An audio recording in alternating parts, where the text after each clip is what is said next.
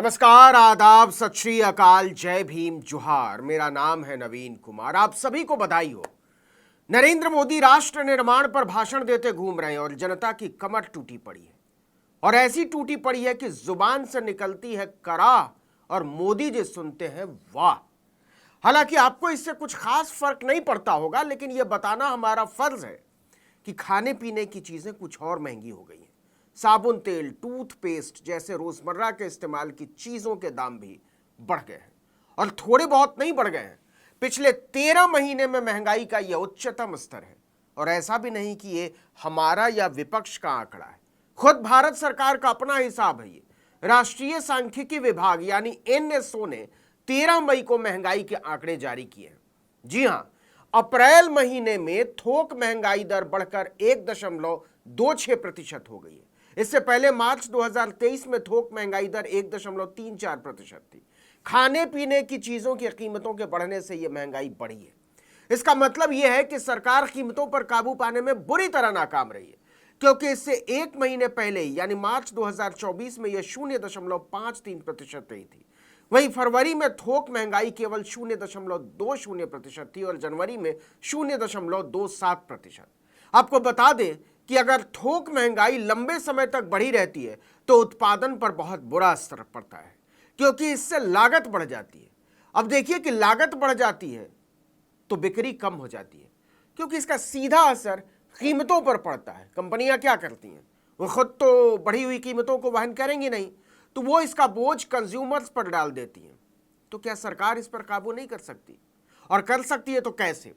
तो इसका सीधा जवाब है, सरकार इसे बिल्कुल काबू में कर सकती है, लेकिन केवल तभी जब सरकार की महंगाई पर नजर हो, वो पहले से इसको भांप सके, आने वाले दिनों का पहले से आकलन कर सके।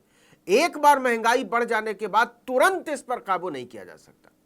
और इस पर मोदी जी का कितना ध्यान है, यह किससे छिपा हुआ है? वैसे भी 24 घंटे में 12 घंटे प्रचार, 2 घंटे परिधान धारण करने और साज सज्जा, 1 घंटे व्हाट्सएप यूनिवर्सिटी से ज्ञान लेने, आधा घंटा जिलों की राजधानियों का पता लगाने और बाकी समय में मुसलमानों को, नौजवानों को, किसानों को कोसने के बाद समय कहां ही बच पाता होगा। तो सुनिए, सरकार टैक्स में कटौती करके महंगाई पर काबू कर सकती है। जैसे कच्चे तेल में तेज बढ़ोतरी की स्थिति में सरकार ने ईंधन पर एक्साइज ड्यूटी में कटौती की थी।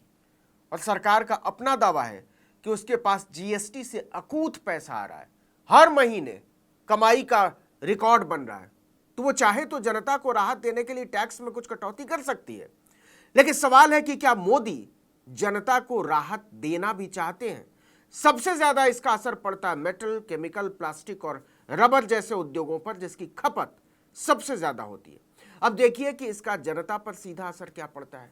वाणिज्य एवं उद्योग मंत्रालय ने एक बयान जारी करके कहा कि अप्रैल 2024 में मुद्रास्फीति में बढ़ोतरी की मुख्य वजह खाद्य वस्तुओं, बिजली, कच्चे पेट्रोलियम और प्राकृतिक गैस, खाद्य उत्पादों के निर्माण, अन्य विनिर्माण आदि की कीमतों में वृद्धि रही। आंकड़ों के अनुसार अप्रैल में खाद्य वस्तुओं की महंगाई दर बढ़कर 7.74% हो गई, जो मार्च में 6.88% थी। सब्जियों की महंगाई दर 23.6% पर पहुंच गई, जो मार्च में 19.5% थी। ईंधन और बिजली में मुद्रास्फीति अप्रैल में 1.38% थी, जो मार्च में -0.77% थी। इसका मतलब यह हुआ कि दालें, सब्जियां, आटा, चावल, तेल, साबुन, पेस्ट, डिटर्जेंट, ब्रेड, अंडा, पनीर जैसी चीजें महंगी हुई है। विपक्ष ने लेकर इसको मोर्चा खोल दिया है। भाजपा ने इस आंकड़े को दबा दिया है। वो क्या कह रही है? वो कह रही है कि खाने पीने की चीजों की कीमतें मत देखो, खुदरा महंगाई दर देखो, जो 11 महीने में सबसे कम रही है।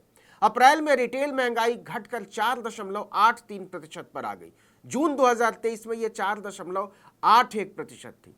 सरकार नहीं बताती कि खाद्य महंगाई दर 8.52% से बढ़कर 8.78% पर पहुंच गई है। और यह बेहद चिंता की बात है आम आदमी के लिहाज से। इस वीडियो में इतना ही, लेकिन अगर आपने आर्टिकल 19 इंडिया को अब तक सब्सक्राइब नहीं किया तो फौरन कीजिए, बेल आइकॉन दबाइए, घंटी जैसी आकृति, लाइक कीजिए और कमेंट करके बताइए हमारा वीडियो आपको कैसा लगा। यूट्यूब पर देख रहे हैं तो हमारे चैनल को सब्सक्राइब कीजिए। हमारा ट्विटर हैंडल है article19_India और मेरा ट्विटर हैंडल है नवीन जर्नलिस्ट। नमस्कार।